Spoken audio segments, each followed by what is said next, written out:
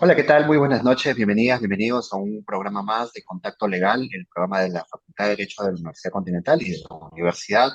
Estamos aquí una vez más para abordar un tema de interés, siempre con grandes invitados. ¿Cómo estás, Cristian? Buenas noches. Muy buenas noches, mi querido Julio. Bien, bien, contento dentro de lo que, como siempre decimos, pues nuestro país a veces nos van sorprendiendo con alguna cosita que va pasando lamentablemente en la coyuntura política que nos hace borrarnos la sonrisa de cuando vemos una luz en el túnel, pero hay que siempre pensar en positivo. Y como este es un espacio que busca informar a la gente, no es casualidad que hoy vamos a tratar un tema sobre el cual también hemos escuchado en los medios de comunicación, pero no se conoce muy bien y así que, como tú bien decías también, además parte de la marca de la casa es tener invitados e invitadas de primer nivel, así que hoy no va a ser la excepción. Así que amigos y amigas, muy atentos al tema y muy atentas a lo que vamos a desarrollar el día de hoy. Adelante, Julio, quizá para poner de Sí, inmediato en en panorama la efecto, materia. es un tema, gracias, en efecto es un tema coyuntural que toma actualidad, pero que más bien, a diferencia de lo que podría pensarse, es una institución bastante antigua, que nace precisamente del contacto, de la cooperación entre países, del respeto mutuo entre ellas, y que con la globalización que tenemos más bien se ha hecho más permanente, más frecuente, pero que tiene claras raíces en la antigüedad. Nos referimos nada más y nada menos que a la extradición, una institución que en estos días ha sido bastante mencionada, no solamente por la reciente extradición del expresidente de la República, el señor Alejandro Toledo, extraditado de los Estados Unidos, sino también por el repugnante crimen que habría cometido el señor Sergio Tarache Parra en agravio de una señora a la que habría incendiado vivo, y hay evidencia abrumadora sobre esto, y sobre esta persona que se fuga a otro país, también queremos conversar, porque lo que procedería, al menos inicialmente, es algo que se decía su expulsión, sería una extradición, y queremos comprender realmente esta institución. Para eso precisamente hemos invitado a un amigo de la casa, un profesor de mucha calidad, una gran persona además. Le voy a pedir a Cristian que lo presente, pero desde ya le doy la bienvenida. Sí, efectivamente, hoy día tenemos como siempre un invitado de primer nivel, además que como bien dice Julio, ya es de la casa, lo hemos tenido el año pasado discutiendo justamente estos temas peliagudos, complicados, técnicos, y que bien decía Julio, si bien el caso de Toledo de pronto es el que ha tenido mayor resonancia a partir sobre todo de lo acontecido en los últimos días, pero efectivamente también es un tema de importancia para el caso particular de este digamos, venezolano que termina fugando a Colombia y que tiene que responder por un delito muy grave que ha cometido aquí, pues, en nuestro país, además con una nación, contra una nacional nuestra. Así que vamos a tratar de desmenuzar el tema y tenemos un invitado de lujo que es el doctor, pues, Andy Carrión Centeno, ya es parte de la familia, ya lo hemos tenido, como decía, el año pasado, y para que quienes a lo mejor por primera vez lo ven en nuestro programa. Andy, el doctor Andy Carrión es docente universitario y autor especialista en cumplimiento normativo en Derecho Penal por la Universidad Castilla-La Mancha. Es especialista en compliance por la Asociación Española de Normalización y Certificación. Y para algunas o algunos a lo mejor también ya lo han visto en algunos medios de comunicación, porque es una de las personas que nos ayuda, pues, a entender lo difícil en fácil. Y de hecho, mi querido Andy, realmente siempre es un gusto y un honor tenerte aquí en este espacio. Bienvenido. Muy buenas noches, Cristian. Muy buenas noches, Julio.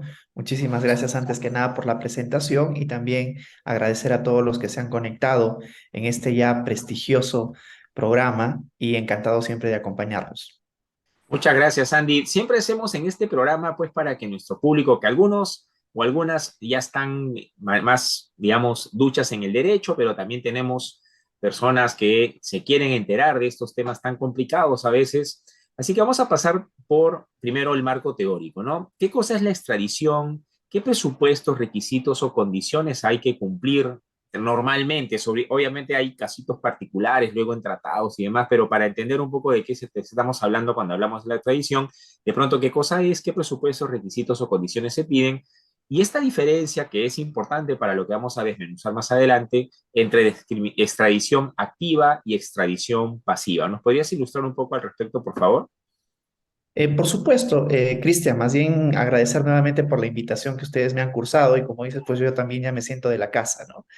Así Bueno, es. en el ámbito de la extradición es un tema que ahora mismo está en discusión a raíz no solamente del caso de Alejandro Toledo, sino también a raíz del caso de Tarache, como ustedes bien lo han comentado, un colombiano, perdón, un venezolano, ¿no? Que cometió el delito de feminicidio en nuestro país, pero que finalmente fue a refugiarse al país de Colombia.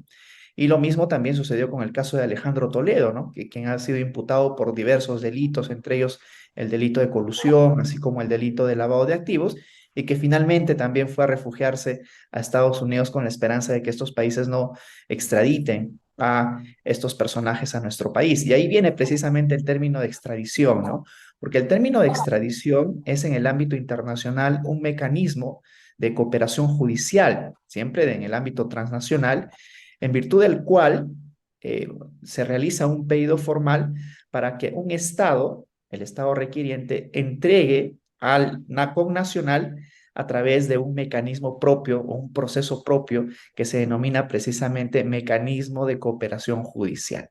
Así es que aquí nos encontramos frente a una figura jurídica que permite, ¿no? Someter a la persecución pública a un personaje, a una persona que se encuentra en otro país y que para eso se tiene que activar la vía judicial. Y yo creo que esta es la característica más importante que informa esta institución de la extradición, a diferencia, por ejemplo, de otras instituciones como el de la expulsión. De acuerdo, perfecto, mi querido Andy. Ah, Vamos adelante, querido Julio. Vamos a sí, tratar de entrar y luego más en temita. A ver, adelante, así por es. favor. Creo que sí, sí creo que faltaría puntualizar o sería oportuno puntualizar lo que venía diciendo un poco Cristian, ¿no? Entre la extradición activa y pasiva. En efecto, ¿no? Lo que se denomina, hay dos formas de proceder a la extradición, una extradición activa y otra extradición pasiva. La extradición activa es cuando el país requiere a un connacional o a un extranjero a un país distinto. En el caso, por ejemplo, de Alejandro Toledo, nosotros fuimos o solicitamos una extradición de manera activa. Y Así también es. surge el término de extradición pasiva, es decir, cuando el Estado es requerido por algún otro para la entrega de alguna persona que se encuentra perseguida judicialmente. En este caso sería, por ejemplo, si Estados Unidos solicita al Perú que una persona que encuentran ellos dentro de un proceso judicial sea entregado a ese país. Eso se denominaría extradición pasiva. Claro, nosotros, por ejemplo, con Fujimori, con Toledo, ahora con Tarache, seríamos activos en la extradición y, por ejemplo, con el caso de Van der Sloot, en algún momento, este holandés que asesinó, pero que también lo buscaban por otros crímenes en Estados Unidos, seríamos pasivos los receptores, ¿correcto? Exacto, esa sería la diferencia, ¿no? La diferencia radica en quién requiere, ¿no? Si nosotros requerimos de extradición, pues aplicamos esta figura de la extradición activa, y si nosotros somos requeridos para algún otro estado, entonces se aplica la figura de la extradición pasiva. Ahora, también sería importante comentar, Andy, querido, si es que la extradición solamente procede para procesamiento o también para cumplimiento de condena y cuándo, ¿no? Cuando ya uno está acusado, cuando recién dan diligencias preliminares. ¿Cómo es en este campo, querido?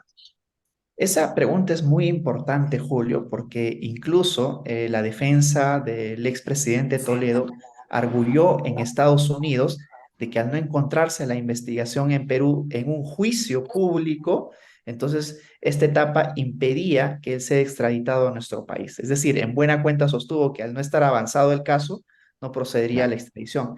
Pero eso no es cierto, ¿no? Porque lo que se explica, al menos en el ámbito internacional, es de que exista como primer requisito una causa probable. O algunos también lo llaman una acusación en contra de una persona, una acusación determinada. Pero ese término no significa de que nos encontremos, por ejemplo, comparando en nuestro proceso penal frente a una acusación como documento en sí, como recurso en sí, sino que significa que tenga los suficientes elementos fácticos y jurídicos para que el Estado requerido se convenza de que en efecto sí existe una causa probable. Puede la investigación, por ejemplo, estar aún en una etapa muy incipiente, como la investigación preliminar, y también, y aún en esa etapa, también sería procedente la extradición. Lo que pasa es de que siempre todo este proceso de la extradición toma mucho tiempo, y ya Claro. cuando la extradición tiende a efectivizarse, ya no nos encontramos usualmente en la etapa preliminar, sino que ya el caso avanza a una etapa como por ejemplo, la etapa de investigación preparatoria. Pero ello no significa de que sea privativo de esta etapa, ni siquiera la del juicio o acusación. en cualquier etapa, desde que se abre una investigación formal, puede el Estado peruano activar el mecanismo de la extradición. Ahora, si ya ha sido, como decía Julio, condenada, para tratar de comprender el límite, ¿no? Porque tú dices, en cualquier etapa del proceso, y los amigos y amigas que nos escuchan, ellos dirán, bueno, pero si ya lo condenan en el otro país, ¿ya cumple condena en ese lugar o es que nosotros lo podemos requerir para que cumpla con esa pena aquí en nuestro país? ¿Cómo, en el caso de que ya estuviera condenado, cómo funcionaría allí? Claro, en nuestro país, por ejemplo, si es que una persona es condenada, naturalmente, y esta, después de ser condenada, fuga a otro país, por ejemplo, esto sucedió con una de las hermanas de Orellana, en el que justo estaban leyéndole la condena, y ella fugó de la misma sala en la que se estaba procediendo a la lectura. Y en ese caso, si después de impuesta la sentencia condenatoria ella fuga a otro país, pues entonces sería perfectamente posible también Claro. activar el mecanismo de la extradición, en este caso para el cumplimiento de la pena impuesta. Sin embargo, nuestro Código Procesal Penal señala que no puede llevarse adelante un juicio en ausencia de la persona que precisamente es enjuiciada. Entonces, no es usual que se solicite la extradición de un connacional o de un extranjero a algún otro país motivo de un enjuiciamiento o de una sentencia condenatoria si es que él no ha estado antes en el Perú enfrentando esa etapa. Así es que esto Claro, sería más tendría bien que haber excepción. jugado después de la condena, ¿no? Por O sea, supuesto, después de que tendría haber que ser ello participado en porque el como no proceso de se puede investigación. llevar un juicio en ausencia, simplemente la Claro. figura que se aplica es la reserva del juicio, es decir, tendría esta persona que estar en el Perú para recién iniciar el juicio. Mientras tanto ello no suceda, esta se suspende. Ahora, hay una pequeña observación porque algunos dirán, y se les vendrá a la mente, por ejemplo, el caso de Alan García, que se mantuvo eso de reserva. ¿Afecta el plazo que tiene el Estado para procesarte penalmente o ese plazo queda en stand-by hasta que te encontramos y te traemos a que respondas? Porque como bien dices, como no te pueden condenar en ausencia, ya yo me escapo del país, me escondo y dejo pasar el tiempo hasta que prescriba la acción penal y eso me favorece o es que ahí ya no corresponde para entenderlo, porque mucha gente pensará y dirá, oye, pero ¿qué pasó entonces en el caso de Alan García que regresó al país, no mantuvieron en reserva el proceso? Por poco para que se entienda esa particularidad. Claro, pueden haber casos como el que acabas de mencionar, Cristian, en el que una persona pues fuga a otro país y, digamos, deja pasar un determinado tiempo hasta que el caso prescriba. Y en efecto, ¿no? Dentro de nuestro código procesal es aceptada la figura de la prescripción.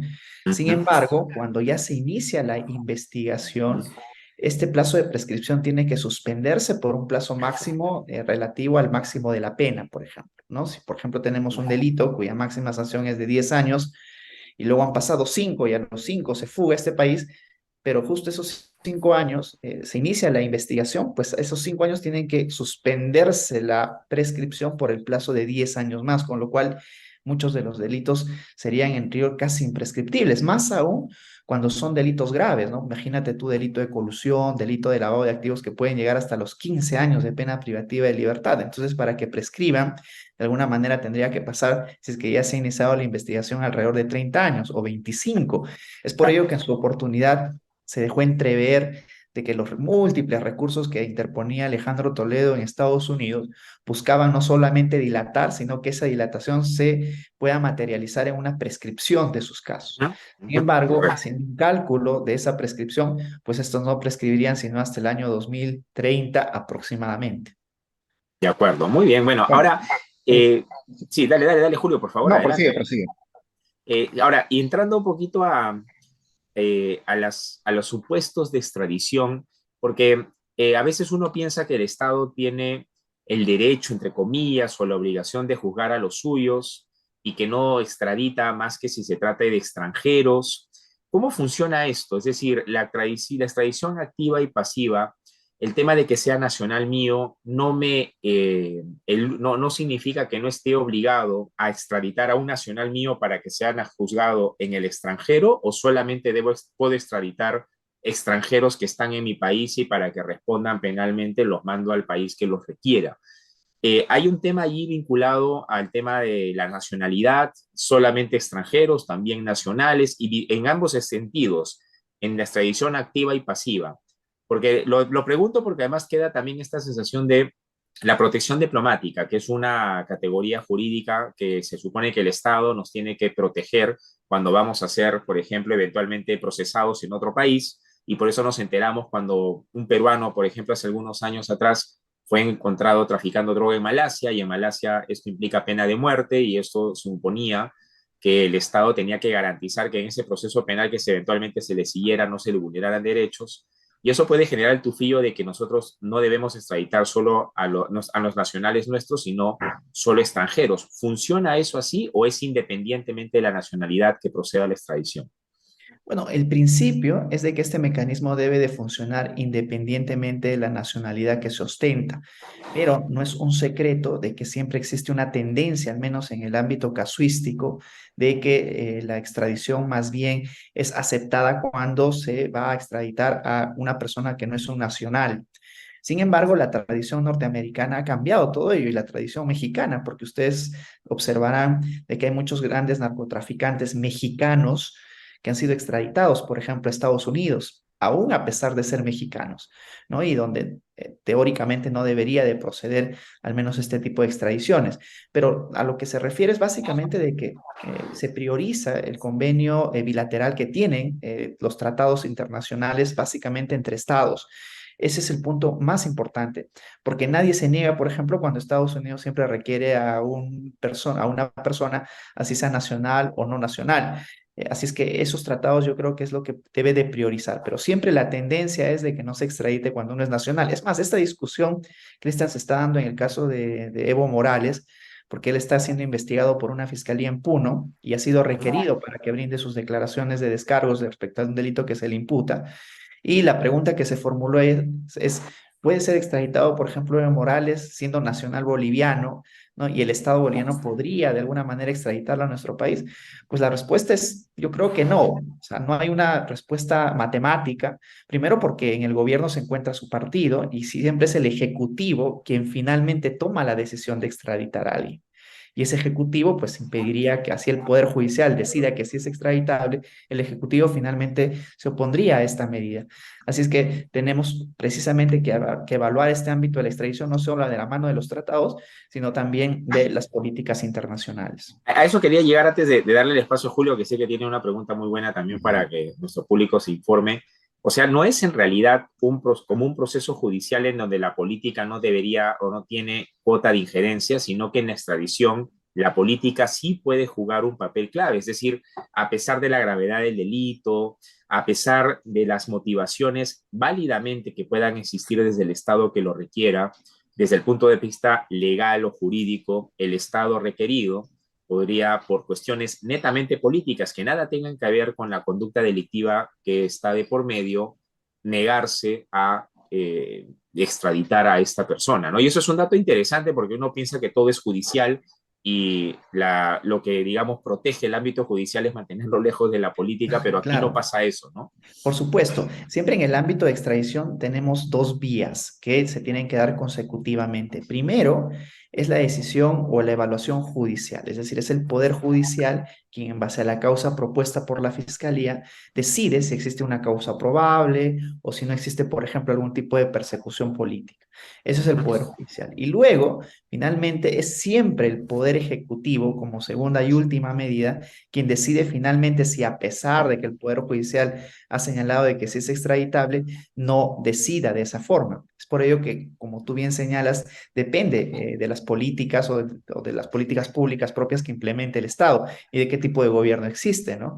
Es muy difícil, por ejemplo, y el día de hoy hablando de extradiciones, que Israel procede a extraditar a un connacional. Eso es casi imposible, digamos, ya dentro de su política propia eso no sucede. Y lo mismo con Estados Unidos y también con algunos otros países como Rusia, por ejemplo, entre otros, cuyo término de extradición más bien es ajeno, ¿no? Porque siempre promueven una extradición activa por parte de ellos, pero no pasiva, ¿no? En el Claro, o sea, sentido digamos que a la que interna es ellos, como una mala palabra, eso no existe, no se dice, exacto, ¿no? ¿no? No Eso está en el no vocabulario. procede. Y de eso incluso se estuvo hablando también en el caso de Elian Carr, ¿no? Porque si bien es cierto, Elian Exacto. Carr tiene la nacionalidad belga, la pregunta es que si con la ascendencia israelí que ella tiene podría también ostentar esta nacionalidad y luego ya ser imposible que ella sea extraditada al Perú.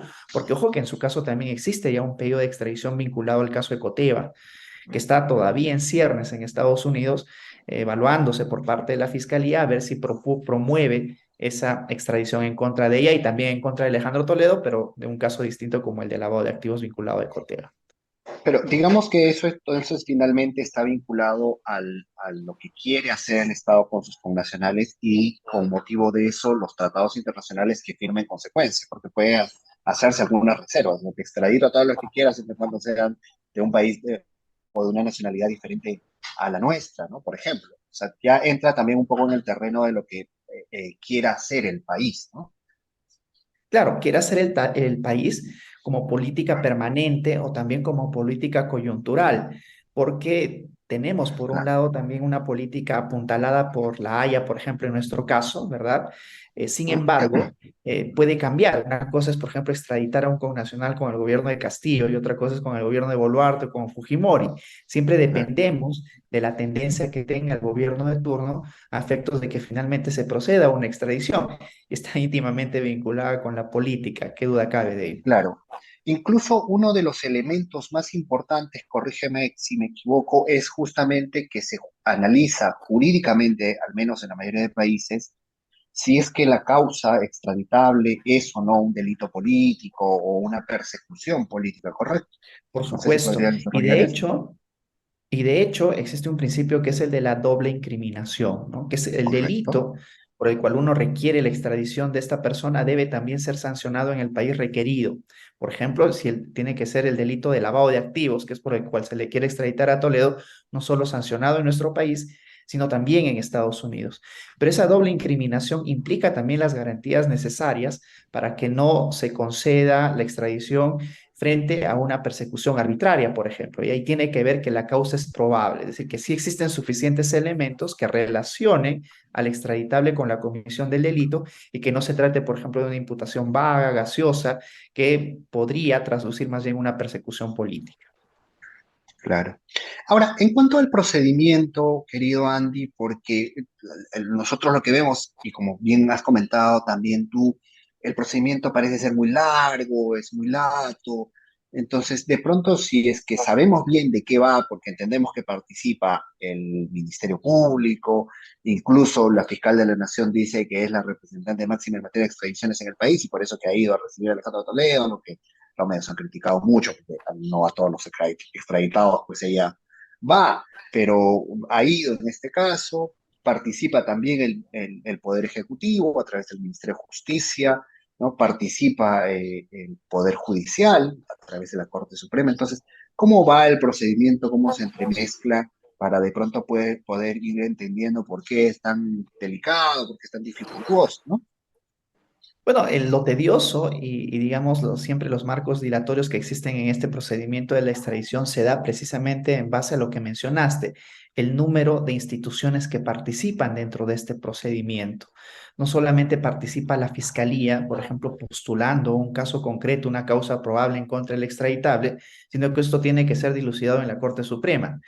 La Corte Suprema tiene que evaluar si es que procede o no la extradición y luego de ello la Corte Suprema enviar al Ministerio Público para que a través de sus oficinas de relaciones internacionales y conjuntamente con el Ministerio de Justicia puedan llevar y proponer ya este caso ante el Ministerio Público, por ejemplo, de un país, en este caso norteamericano, imaginemos. El Ministerio Ok. Público norteamericano, que está representado por el Departamento de Justicia, tiene que evaluar primeramente si en efecto existe la causa probable y todos los elementos propios que puedan ser sustento de la extradición. Y luego el Departamento de Justicia norteamericano o la Fiscalía de cualquier otro país debe de postular este caso ante el propio Poder Judicial del país requerido. Y es el Poder Judicial quien a su vez tiene que evaluar si es procedente o no la extradición, no solo en una, sino a veces incluso hasta en dos instancias, o como en el caso de Toledo, enfrentar hasta recursos constitucionales que puedan de alguna manera dilatar el proceso. Mira, Toledo, la extradición se planteó desde el año 2019 y estamos 2023 y recién ha sido traído aquí. Pero la investigación data incluso desde el año 2017, es decir, desde el año 2017 se ha promovido recién la extradición de Toledo, ¿no? Ya estamos a 6 años desde que se inició el proceso y en 6 años obtuvimos un resultado.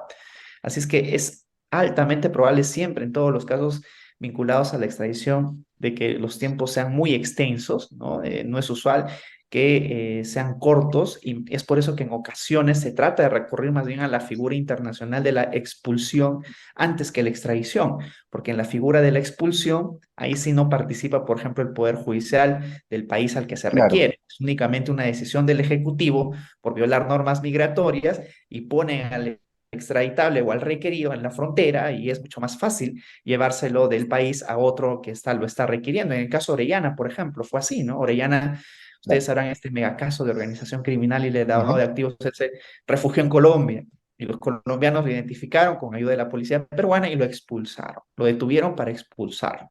Lo mismo con Van der Sloot en Chile, ¿no? A pesar de que él no era peruano, a través de las relaciones diplomáticas cumplieron ellos con expulsarlo, pero nuestro país, aunque digamos, lo que señala la teoría internacional es que más bien se ha expulsado al país de origen, que debería ser Holanda, pero por las buenas relaciones diplomáticas cumplieron con expulsarlo a nuestro país. Así es que es por ello que incluso en el caso este de Taracha se discutió si era Exacto. pertinente la extradición con todos los amplios espacios de discusión jurídica que se van a dar, o más bien sería pertinente la expulsión, pero como ya finalmente no se dio la expulsión, pues simplemente se tiene que apelar a la extradición. Sí, Ahora, una vez que esta persona llega a nuestro país, pensando por ejemplo en el caso de Toledo o cualquier otra persona que sea requerida y que ya procede la extradición y llega a territorio peruano, yo puedo aplicar sobre la persona extraditada todas las medidas limitativas de derecho que puedo aplicar a cualquier persona que vaya a enfrentar un proceso penal, o hay alguna condición o limitante en ese aspecto. Por ejemplo, en el caso de Toledo ya hay una prisión preventiva, pero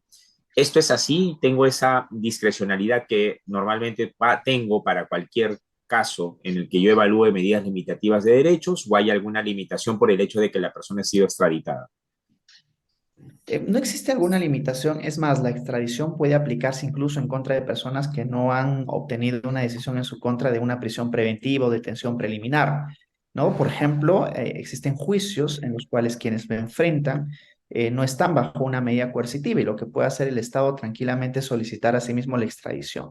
En el caso de Toledo, por ejemplo, ahí sí se impuso previamente una prisión preventiva por 18 meses. En el caso Ujú. interoceánica, que es precisamente el caso por el cual se le ha extraditado. Y eso fue lo que gatilló para que él pueda ser extraditado el día de hoy a nuestro país. ¿Y cuál es el procedimiento que sigue? Pues como lo hemos visto en el caso Toledo, llega a nuestro país, lo primero que tiene que hacer es ponerse a disposición de la autoridad judicial que tomó la decisión, que se llama una famosa audiencia de control de identidad. Y luego de esa audiencia de control de identidad tiene que ser conducido al INPE, porque es el INPE quien maneja los penales en nuestro país, ¿no? O sea, el Instituto Nacional claro. Penitenciario encargado de ello, y es el INPE quien a través de una junta decide cuál es el penal idóneo al cual tiene que ser conducido él, en este caso, quien está siendo investigado, como Toledo, y que hemos visto pues que todos los presidentes son llevados a Barbadillo, ¿no? Es una suerte Claro. de retiro de todos los expresidentes en el que Conjunto. todo el mundo está ahí gozando de ciertos privilegios, porque la Junta del INPE lo ha decidido así, ¿no?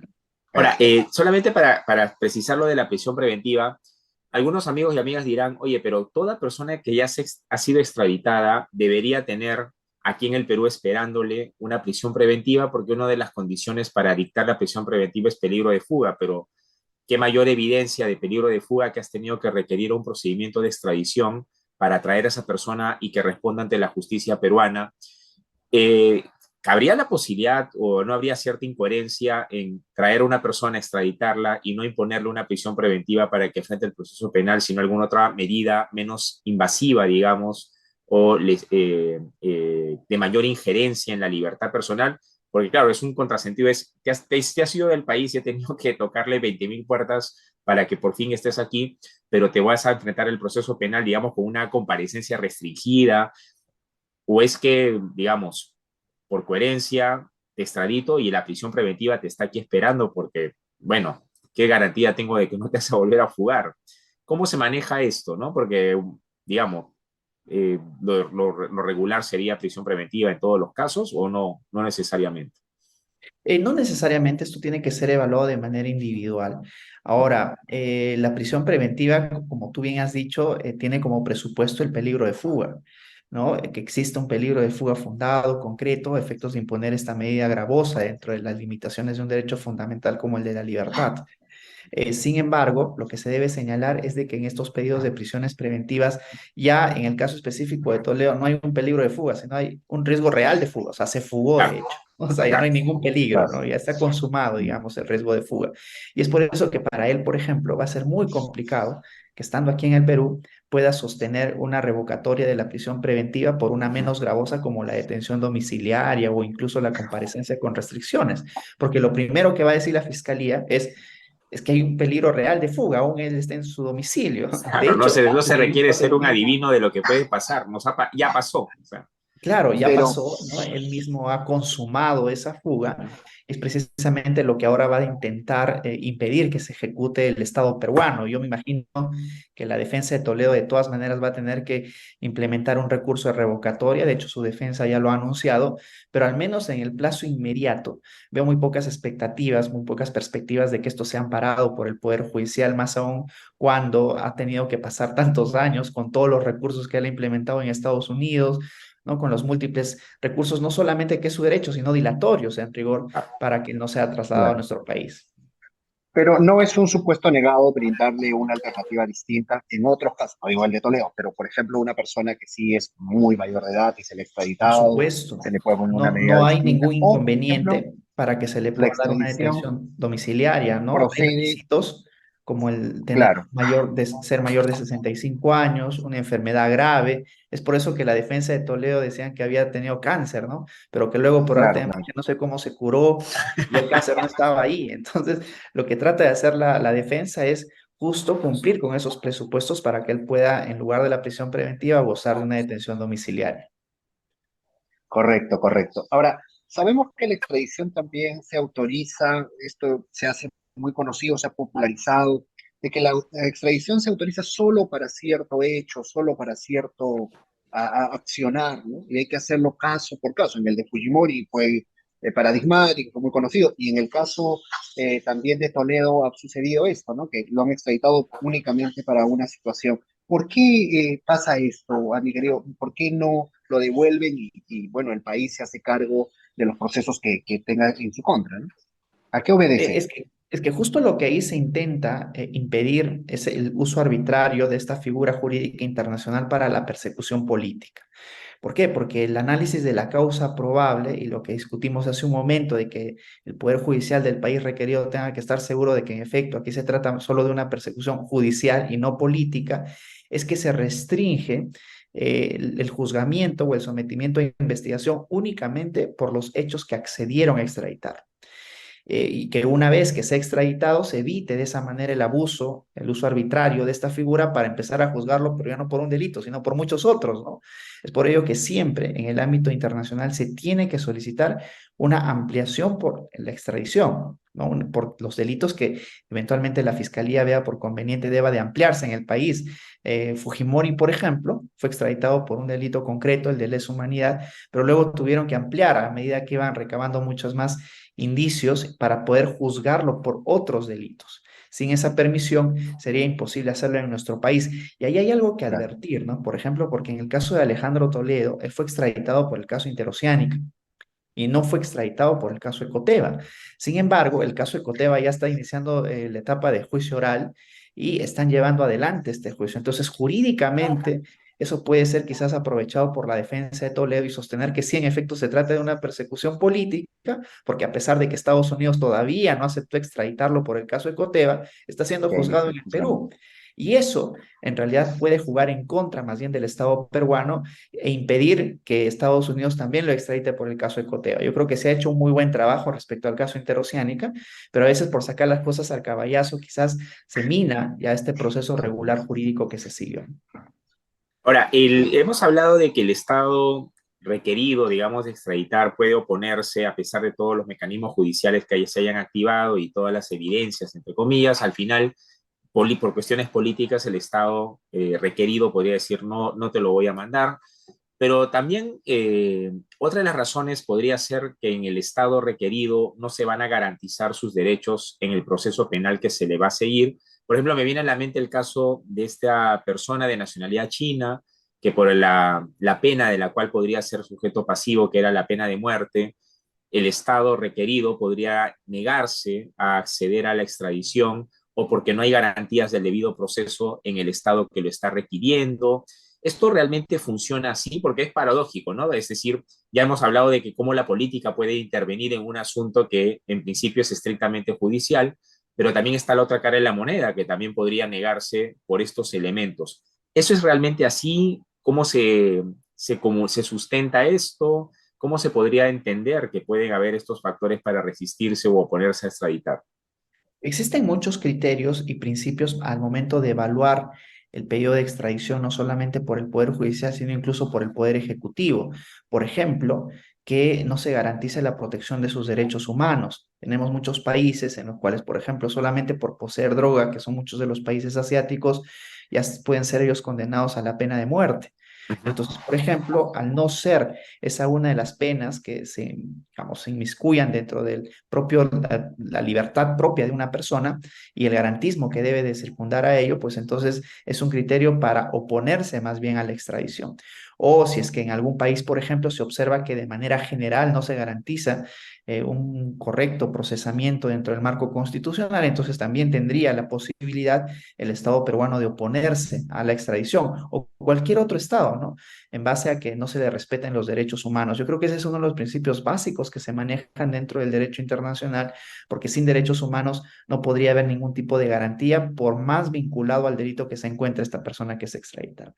Es como que yo no me puedo poner de perfil porque de alguna u otra manera estoy contribuyendo al destino o a la suerte que pueda seguir esta persona en el país Por requerido y supuesto. entonces tengo ese grado de responsabilidad de ser partícipe o no de lo que puede eventualmente Hay, ocurrirle y por tal razón por podría decir, supuesto, mira, no puedo ser, digamos, cómplice de esto que podría pasar de acuerdo que por en tu estado no supuesto. Y garantizas hay estas casos cosas. incluso,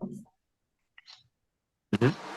por supuesto, y hay incluso casos concretos en los cuales estados se han opuesto a la extradición precisamente porque iban a ser sometidos a penas que no garantizaban la protección de sus propios derechos humanos. Así es que eso yo creo que debería ser la regla.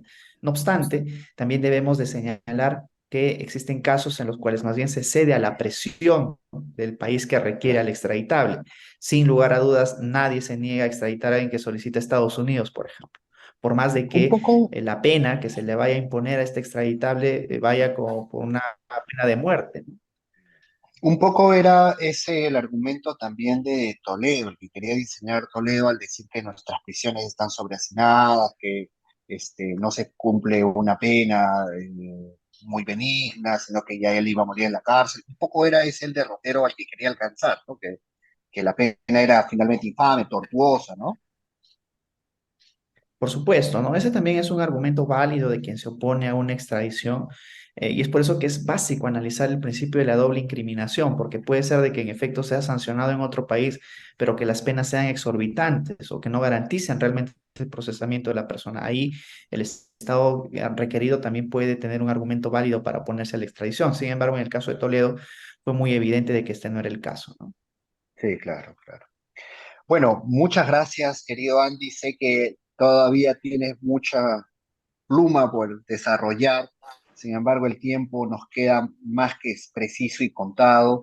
Te agradecemos una vez más por este valioso recorrido que hemos hecho sobre la extradición, una institución sin duda importante. Yo me quedo con este gran principio de cooperación que permite a los estados repatriar, traer a su país a aquellas personas que han cometido dentro de su territorio nacional. Y tu audio, Julio, ¿se te fue un poquito el audio? Julio, ¿se te fue creo el micrófono? Uy, no se te escucha, Julio, tu micrófono. A ver, a ver.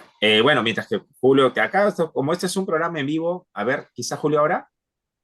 Hola, hola, ahora sí. Ahora sí te Ok. escuchamos. Adelante, por favor. Ah, no, quería agradecerle a Andy, rescatar el principio de cooperación que permite a los estados traer a las personas que han cometido ilícitos y nada, reiterar nada más mi agradecimiento. Andy, querido, muchas No, gracias. el Gracias a Bien. todos, agradecimiento a a todas. ustedes. Sí, Sí, realmente ha Muchísimas sido un gracias. lujo tenerte, Andy. Yo también me quiero quedar con, primero, agradecerte, por supuesto, porque la claridad y la sencillez con la que nos has explicado esto creo que ha sido verdaderamente para muchos, incluso yo me incluyo, bastante más importante para no dejarnos llevar a veces por las noticias y los medios de comunicación que nos llevan un poquito cual borregos, pero si tenemos información adecuada estamos más, en mejor capacidad de evaluar críticamente lo que se viene diciendo y tener una proyección de lo que puede estar pasando y lo que pueda suceder finalmente con casos como del personaje venezolano, que veremos pues qué sucede en esta lamentable situación que se encuentra, porque la verdad es que sí tendría que venir pues y responder penalmente por este delito tan grave que ha cometido en nuestro país. Y el caso de Toledo, que por razones más que obvias pues ha concitado un importante posicionamiento público. Yo me quería quedar, mi querido Andy, y para todos nuestros amigos y amigas, que con esta idea de que la extradición y la posibilidad de que el Estado se pueda negar o no extraditar tiene dos caras que hay que evaluarlas y tratar de hacer una, digamos, evaluación razonable. Por un lado, suena hasta cierto punto, no sé, cómo calificarlo, peligroso, ¿no? Que el Estado, a pesar de todos los elementos judiciales que se han activado y llevado a cabo, políticamente podría decir, no pasa nada, compadre, no te voy a mandar a la persona para que la juzgues. Y eso puede generarle a muchas amigas y amigos que nos están escuchando es, o sea, puede ser el criminal más buscado del mundo y la política puede estar y terminar imponiéndose a pesar de ello.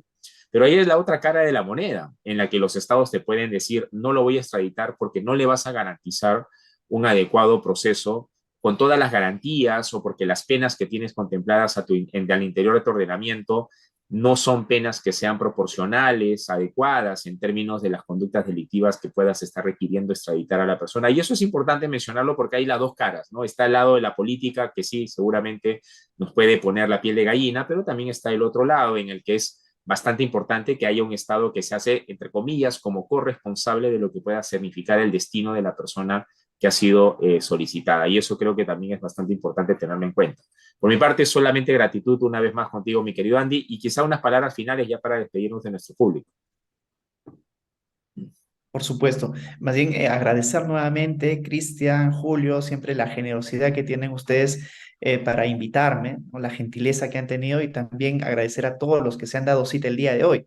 Yo aprendo mucho de ustedes en cada uno de sus programas y esto Gracias. espero que no haya sido la excepción, de que todos hayamos aprendido también un poco más acerca de la extradición. Así es que agradecerles a ustedes por promover estos espacios que son muy ausentes dentro del ámbito de la formación y agradecer también a todos nuevamente que se han dado cita el día de hoy. Muchísimas gracias y espero que hasta una próxima oportunidad, porque ya me han dicho que soy de la casa, así es que ya me Ah, considero por eso. supuesto, ¿no? Considérate Claro que invitado sí, claro siempre, que ¿no? sí. Considérate aquí en casa siempre. Por favor, sí. Muchas gracias, Andy querido. Eso Muchas ha sido gracias y todo muy por el buenas día noches de con hoy. todos. Muchas gracias. Nos vemos la siguiente semana. No olviden que nos pueden ver siempre a través del Facebook de la Facultad de Derecho de la Universidad Continental, por el Facebook de la Universidad Continental, por Spotify y por Stitch. Muchas gracias. Hasta la próxima semana. Chao. Gracias, Andy. Gracias. Igualmente. Muy buenas noches, Hasta la cuídense. próxima Gracias, semana. Andy. Gracias, amigos y amigas. Hasta el próximo Buenas noches. viernes. Chao, chao.